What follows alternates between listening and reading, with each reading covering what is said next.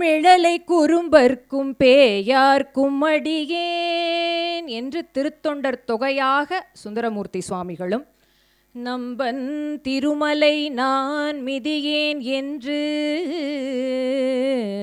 தாழ் இரண்டும் உம்பர் மிசை தலையால் நடந்து ஏற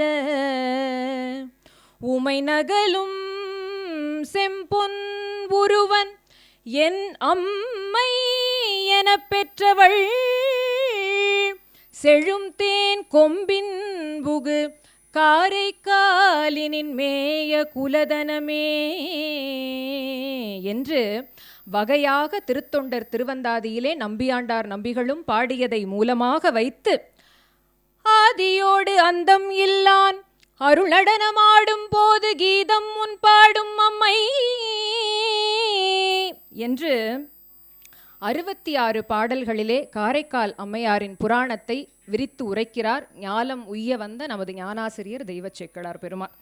அம்மையாரோட சிறப்பை சொல்லணும்னா இன்னைக்கு நேரம் போதாது, சொல்லிக்கொண்டே போகலாம். கோயில் சுடுகாடு கொல்புலித்தோல் நல்லாடை தாயுமிலி தந்தையிலி தான் தனியன் காணேடி என்று மணிவாசக பெருந்தகை பாடுகிறார்.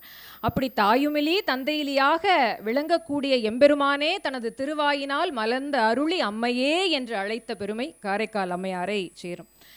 சைவ குருவாக வைத்து போற்றக்கூடிய 4 பெருமக்களுள் திருஞான சம்பந்தமூர்த்திக்கு ஒரு தனி இடம் உண்டு.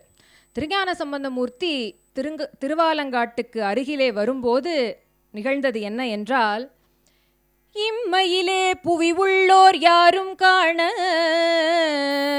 ஏழ் உலகும் போற்றி இசைப்ப எம்மை ஆளும் அம்மை திருத்தலையாலே நடந்து போற்றும் அம்மையப்பர் திருவாலம் காடாம் என்று தம்மை உடையவர் மூதூர் மிதிக்க அஞ்சி சண்பை வரும் சிகாமணியார் சாரச் சென்று செம்மை நெறி வழுவாத பதியின் மாடோர் செழும் பதியில் அன்று இரவு பள்ளி சேர்ந்தார். காரைக்கால் அம்மையார் திருத்தலையாலே நடந்து சென்ற அந்த பதி என்பதால் திருவாலங்காட்டை மிதிக்க அஞ்சி திருவாலங்காட்டுக்கு அருகிலே இருக்கக்கூடிய ஒரு பதியிலே அன்று இரவு தங்கினார் என்றால் அம்மையாருடைய சிறப்பு எத்தகையது என்று நாம் எண்ணி பார்க்க வேண்டும்.